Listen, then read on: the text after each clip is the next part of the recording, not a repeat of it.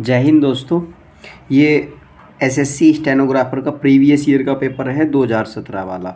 इसका हमने कुछ पार्ट तो सोल्व कर दिया है जीएस वाला, बाकी पार्ट इस वीडियो में सोल्व करेंगे दोस्तों।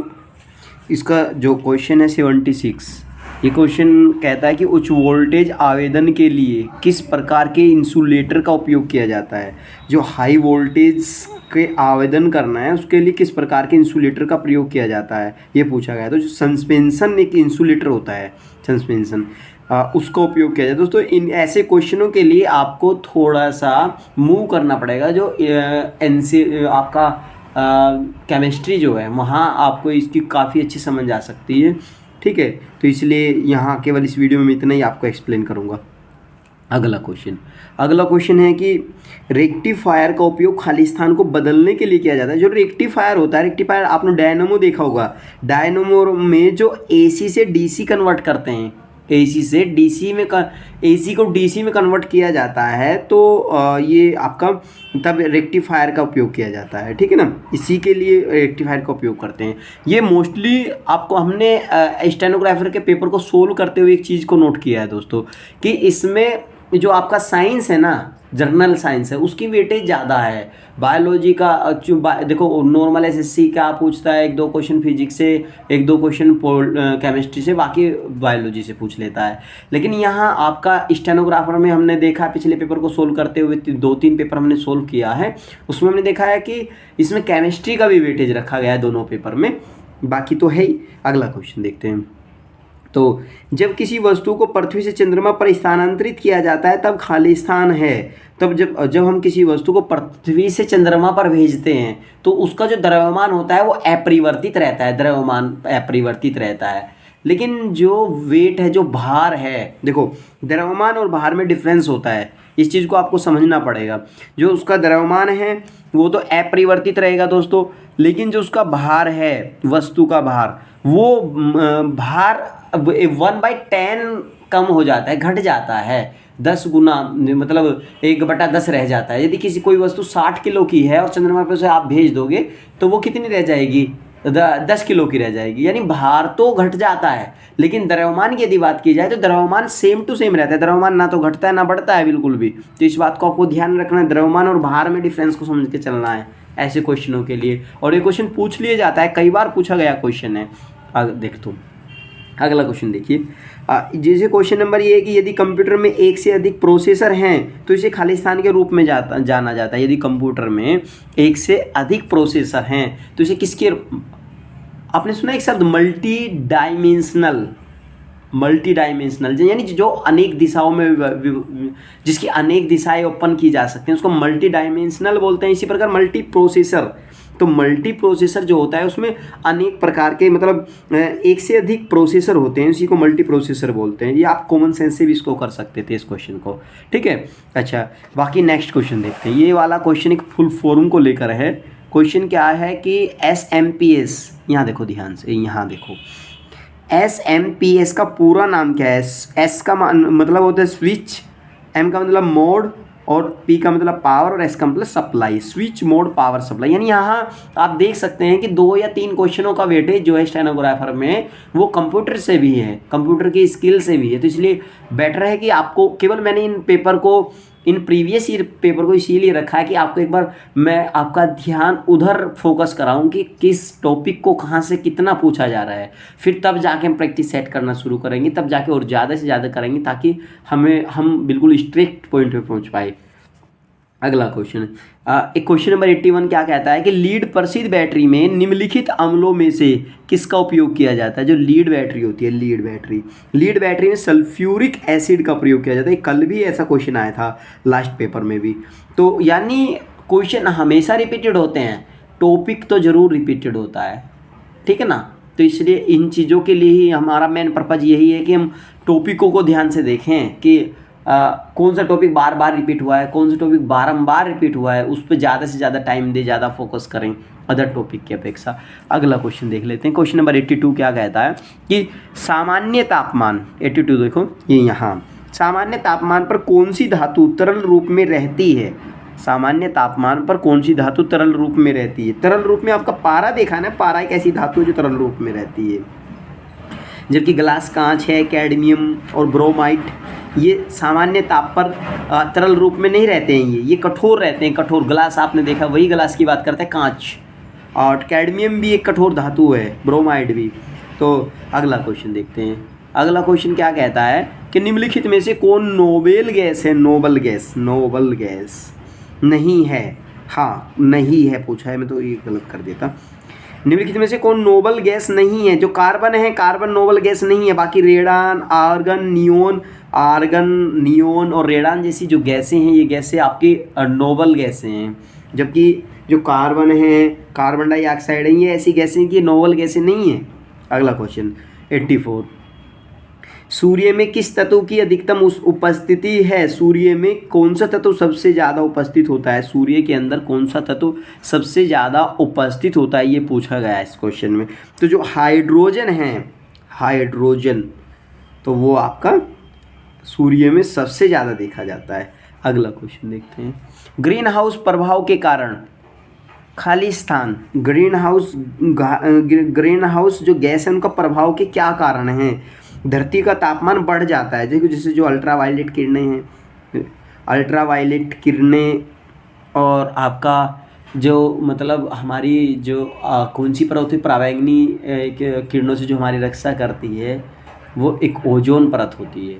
ओजोन परत एक ऐसी है कि जो खतरनाक किरणों को आने से नीचे रोकती है। लेकिन जो ग्रीन हाउस गैसेस हैं, यदि वो ज़्यादा मात्रा में बढ़ेंगी तो ओजोन जो परत है हमारी, ओजोन परत क्या होगी? क्षरित होगी। जब ओजोन परत क्षरित होगी तो ओजोन परत क्षरित होने से अल्ट्रावायलेट किरणें डायरेक्ट पृथ्वी पर आएंगी, जो हमें पृथ्वी के तापमान को काफ़ी स्पीड से बढ़ाएंगे, और कुछ भी गैसेस हैं वो भी बढ़ाएंगी। तो इसलिए आप इस कंसेप्ट को समझ सकते हो। अगला क्वेश्चन देखिए। अगला क्वेश्चन है आपका निम्नलिखित में से, ये क्वेश्चन देखो, ये बायोडिग्रेडेबल वाला क्वेश्चन, ये भी क्वेश्चन पैट में पूछा गया था। निम्नलिखित में से कौन सा बायोडिग्रेडेबल अपशिष्ट है? देखो जो बायोडिग्रेडेबल का मतलब क्या होता है, जब तक हमें इसका ही नहीं पता होगा तब तक क्या समझेंगे। बायोडिग्रेडेबल अपशिष्ट है या बायोडिग्रेडेबल अपशिष्ट नहीं है, ये दो प्रकार के क्वेश्चन पूछे जाते हैं। अच्छा, बायोडिग्रेडेबल का मतलब होता है जो अपने आप से सड़ गल जाए, गल के उसकी मिट्टी बन जाए। तो वो जैसे आपका प्लास्टिक है, ये सड़ गलेगा नहीं, ऐसे जैसा दबेगा ऐसे कैसे निकलेगा। पॉलीथीन बैग हैं, वे भी ऐसे कैसे रहेंगे, नहीं गलेंगे। आपका नायलॉन है, ये भी नहीं गलेगा। लेकिन जो ऊन है, ऊन काफ़ी कुछ समय के बाद में वो गल जाती है, मिट्टी बन जाती है, जबकि ये जो चीज़ें हैं ये गलेगी नहीं। तो ये बायोडिग्रेडेबल अपशिष्ट नहीं है। बायोडिग्रेडेबल शब्द का मतलब होता है कि जो जीवों के साथ अपचन होकर कट पीट के मिट्टी बन जाए। अगला क्वेश्चन 87 वाला क्वेश्चन देख लेते हैं। निम्नलिखित में से कौन सा कार्यक्रम ग्रामीण महिलाओं के बीच बचत को बढ़ावा देने के उद्देश्य से, ग्रामीण महिलाओं के बीच जो बचत है उसको बढ़ावा देने के उद्देश्य से चलाया जा रहा है? किसके बीच? ग्रामीण महिलाओं के बीच। वो महिला समृद्धि योजना केवल इसी मकसद के लिए लेकर आई गई थी। यही मकसद है कि जो हमारी महिला समृद्धि योजना है, ताकि ये जो ग्रामीण महिलाएं हैं उनके बीच में जो बचत होती है उसको बढ़ाया जा सके, महिला सेल्फ कॉन्फिडेंट बने, महिला सशक्तिकरण आगे बढ़े, इस चीज़ के लिए ये योजनाएं चलाई जाती हैं। अगला क्वेश्चन देखो। अगला क्वेश्चन क्या कहता है कि पूर्वी भारत में हरित क्रांति लाना, पूर्वी भारत में हरित क्रांति लाना खालिस्तान की उपयोजना है। किसकी उपयोजना? राष्ट्रीय कृषि विकास योजना। जो आपकी राष्ट्रीय कृषि विकास योजना है, इसी का मतलब है कि उपक्रांति लेकर आना। कहाँ? आपका जो पूर्वी भारत है, पूर्वी भारत में हरित क्रांति लाने का मकसद है कि राष्ट्रीय कृषि विकास योजना को बढ़ावा दिया जाना, ऐसी योजनाओं को चलाना। अगला क्वेश्चन देखते हैं दोस्तों। अगला क्वेश्चन यहाँ एक बार थोड़ा सा आप फोकस करेंगे दोस्तों, ये वाला क्वेश्चन है, ये देखो, ये 89 वाला जो क्वेश्चन है, इसको ऐसे भी हम कर सकते हैं। निम्नलिखित में से कौन लंबी दूरी के टेलीफोन के आविष्कारक थे? टेलीफोन का आविष्कारक कौन था? आप यहाँ से भी काम चल जाए, लंबी दूरी, छोटी दूरी, इससे काम नहीं चलेगा। लंबी दूरी का मतलब जो ग्राहम बेल हैं, अलेक्जेंडर ग्राहम बेल पूरा नाम है इनका, लेकिन ग्राहम बेल से आप समझ सकते हो 6th क्लास की विज्ञान की NCERT में लिखा हुआ है। टेलीविज़न का आविष्कार किसने किया, फ़ोन का आविष्कार किसने किया, ठीक है ना। तो ये वहीं से क्वेश्चन लिया गया, बिल्कुल डायरेक्ट डिक टू लाइन लिखी गई है। अच्छा, निम्नलिखित में से कौन सा खिलाड़ियों को तत्काल ऊर्जा के लिए दिया जाता है, तत्काल ऊर्जा के लिए, तत्काल ऊर्जा देना हो यदि खिलाड़ियों को, रेसर रहे हैं और उनको एकदम एनर्जी देना है तो कार्बोहाइड्रेट्स दिया जाता है, कार्बोहाइड्रेट्स दिया जाता है। अगला क्वेश्चन 91 में 91 जो क्वेश्चन है, आप 91 क्वेश्चन को ध्यान से देखेंगे कि निम्नलिखित में से कौन टेनिस में ग्रैंड स्लैम जीतने वाला पहला भारतीय खिलाड़ी है। पहला भारतीय खिलाड़ी अब भी पूछा जा सकता है क्योंकि ये एक ऐसे क्वेश्चन होते हैं इनको कभी भी पूछ सकते हैं। तो टेनिस में ग्रैंड स्लैम में पहला भारतीय खिलाड़ी महेश भूपति जी हैं। ठीक है, अगला क्वेश्चन देख लेते हैं। अगला क्वेश्चन क्या कहता है, 92वां क्वेश्चन जो है दोस्तों, भारत के अलावा निम्नलिखित में से किस दो देशों में तमिल आधिकारिक भाषा है। तमिल आधिकारिक भाषा है, तमिल आधिकारिक जो भाषा है वो श्रीलंका में भी है और सिंगापुर में भी है। तो दो ऑप्शन, अच्छा तीसरा ऑप्शन नहीं दे रखा, देखो यहाँ ध्यान से देखेंगे, तीसरे ऑप्शन में दोनों का नाम दिया है क्योंकि तमिल जो भाषा है ना वो दोनों में ही है, सिंगापुर में भी है और श्रीलंका में भी है। अगला क्वेश्चन 93वां क्वेश्चन देख लेते हैं। 93वां क्वेश्चन क्या है कि प्रसिद्ध वार्षिक मेला गंगा सागर मेला भारत के किस राज्य में लगता है। गंगा सागर मेला पश्चिम बंगाल में लगता है और ये वार्षिक मेला है।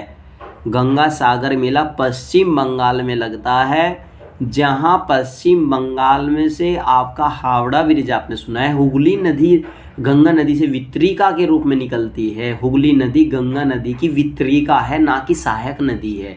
तो हुगली नदी गंगा नदी से निकलती है और वहीं ये गंगा नदी पर ये मेला लगता है, गंगा सागर मेला, और ये मेला अपने आप में वार्षिक मेला है। अगला क्वेश्चन, निम्नलिखित में से कौन सा पुरस्कार कल्पना के लिए दिया जाता है। कल्पना, फिक्शन आप बोल सकते हैं उसको। फिक्शन के लिए दिया जाने वाला पुरस्कार बुकर पुरस्कार है। बाकी भारत रत्न पुरस्कार क्यों दिया जाता है, पुलित्जर अवार्ड क्यों दिया जाता है, तो इन अवार्ड को भी आपको देख लेना चाहिए।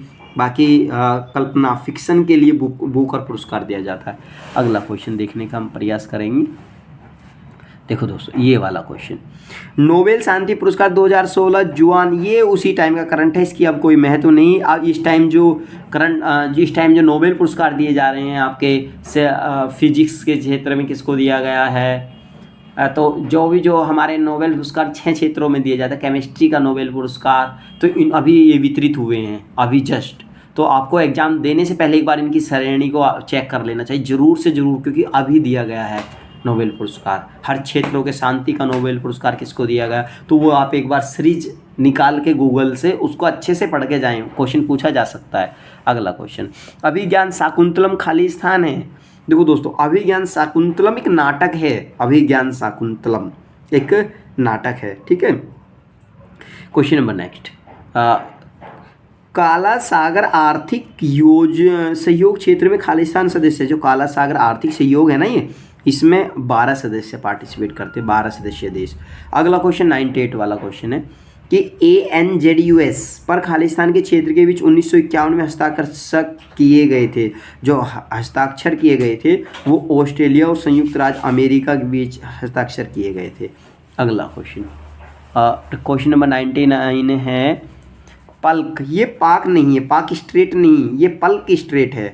निम्नलिखित में से किस देश के बीच है। पल्क स्ट्रेट जो है वो भारत और श्रीलंका के बीच में है। और भारत और पाकिस्तान और श्रीलंका के बीच में कौन सी है, भारत और पाकिस्तान के बीच में कौन सी जल संधि है। और पाकिस्तान और ईरान के बीच में क्या जल संधि है या डायरेक्ट सीमाओं से जुड़ा हुआ है। भारत और पाकिस्तान के बीच में जल संधि है या सीमाओं से जुड़ा हुआ है, ठीक है ना। पाकिस्तान और श्रीलंका का तो कोई जोड़ है ही नहीं, तो इसलिए भारत और श्रीलंका का जोड़ है, जिस जल संधि का नाम है आपका पल्क। क्वेश्चन नंबर 100 है, निम्नलिखित में से कौन सार्क का सदस्य नहीं है। सार्क का सदस्य नहीं है, इसका जो पहला पेपर किया था ना, सार्क एक ऐसा संगठन है जो पूछा जाता है। म्यांमार, जो 2021 में पैट का पेपर हुआ था, उसमें भी सार्क से लेके क्वेश्चन था कि निम्न में से ऐसी कंट्री कौन सी है जो सार्क में शामिल नहीं है, तो म्यांमार एक ऐसी कंट्री है।